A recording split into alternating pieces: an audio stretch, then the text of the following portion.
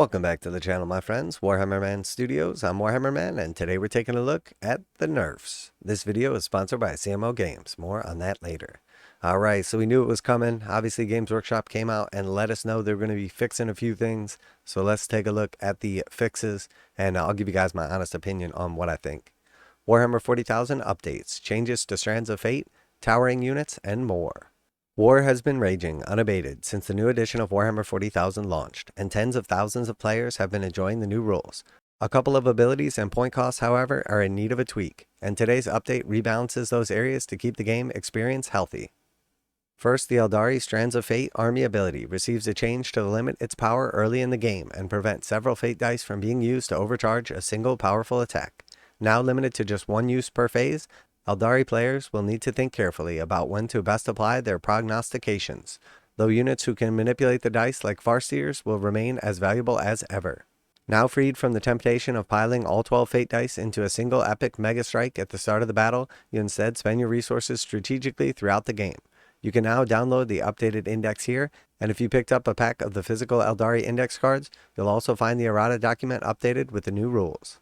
So we'll just take a look at the Aeldari index. And here we can see under Strands of Fate, this was the exact fix that I said they were probably going to do, or what my opinion was. It just changed to once per phase before making a dice roll for a model or unit from your army with the Strands of Fate ability. So previously there was no restriction, so you could use one for the wound roll, make it a 6, and then have devastating wounds, and then you could just pick 6 for the damage as well, and you could do a ton of damage to someone. Now you'll only be able to use one single 6 per phase. So it is important to note that you still get 12 dice and you still have the ability to manipulate them and do all those other things. And with stratagems like Overwatch, you're actually able to still shoot on your opponent's game turn. So realistically, if you were going to use your dice mostly during your shooting phase, there's still 5 turns in a game, 2 for each player. So if you're shooting on Overwatch, if you are able to score a hit, you can still use your 6 to do devastating wounds and do quite a bit of damage. So that's like 10 fate dice you could use just for that. So I do really like this nerf. I think that they did a great job keeping the overall mechanic in place, but definitely taking it down a notch and stopping people from like the big alpha strikes, which is exactly what I suggested. So congratulations, Games Workshop. Good job taking in the community feedback and making the changes appropriately. And we are going to take a look at the Aeldari for a couple other changes as well. For the most part, they stuck to towering keyword, indirect fire, and the fate dice. But there were some other changes also. Early games have shown that the ability for particularly massive war machines to loom over terrain and blast vulnerable units to pieces is particularly powerful, especially when the entire armies of towering units like Imperial and Chaos Knights bring their guns. This is also true of weapons with the indirect fire ability, where the cover-ignoring antics of Desolation squads are proving tricky for many armies to deal with. Accordingly, these units have been given a bump in points cost to reflect their performance. Death Guard Plague Marines will also be glad to see that they can be taken in squads of 7 once more. You no longer have to leave 2 unfortunates from a 7-man kit on the sidelines.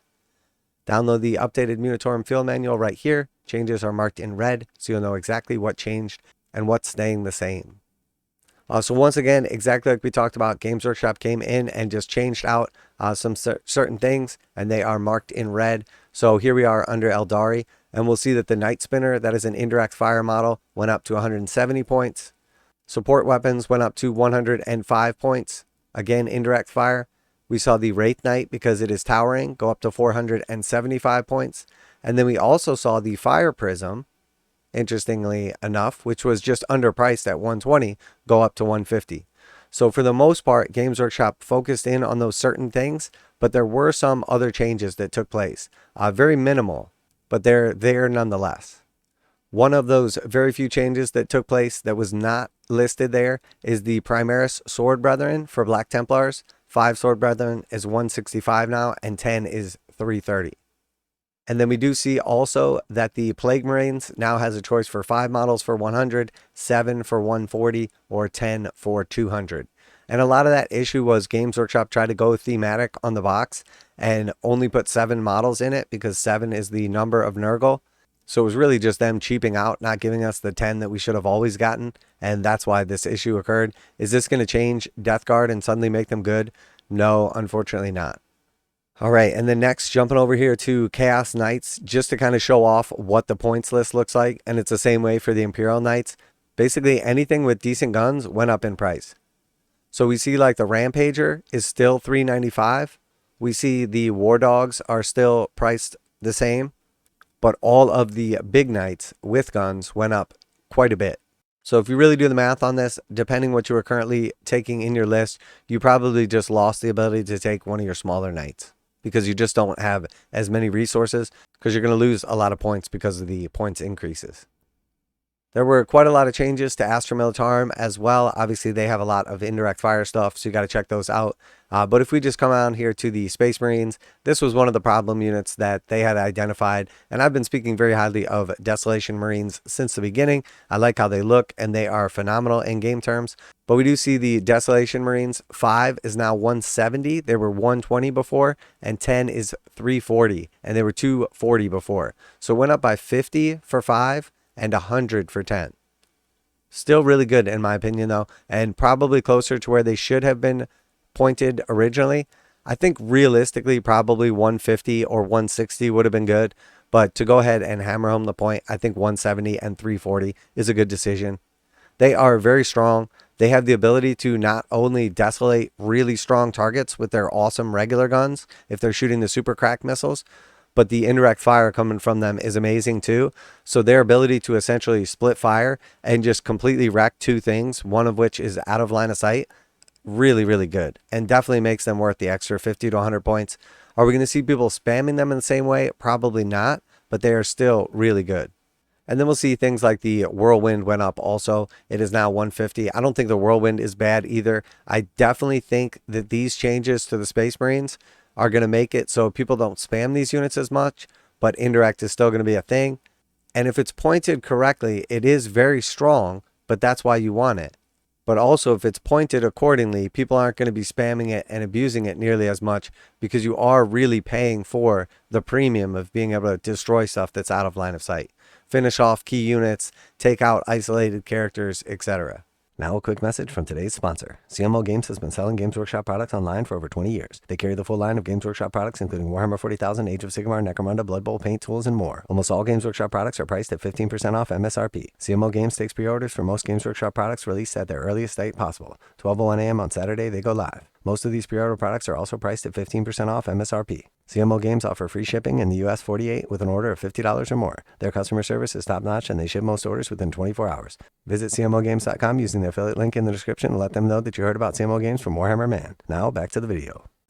So just jumping back over here to the article, the next round of balance adjustments will be coming in the autumn quarterly update later this year, with an extra errata cleaning up a few more discrepancies in the indexes towards the end of July, though this won't contain balance changes. Until then, we hope you continue to enjoy your time in the new edition of Warhammer 40,000.